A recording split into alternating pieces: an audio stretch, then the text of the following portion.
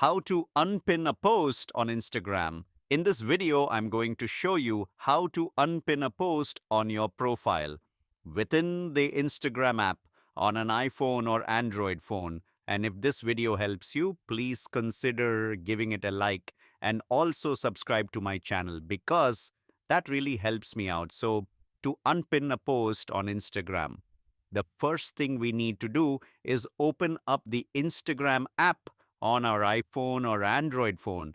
Then select your profile icon in the bottom menu. Once you get to your profile on Instagram, find the post that is pinned. As you can see, I have the Spotify one here.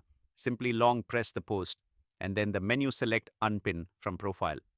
Additionally, you can also just select the post, then select the three dots in the top right of the post, and then select unpin from profile as well. Now, when I go back and I refresh my profile, you can see that that post is no longer pinned on my profile.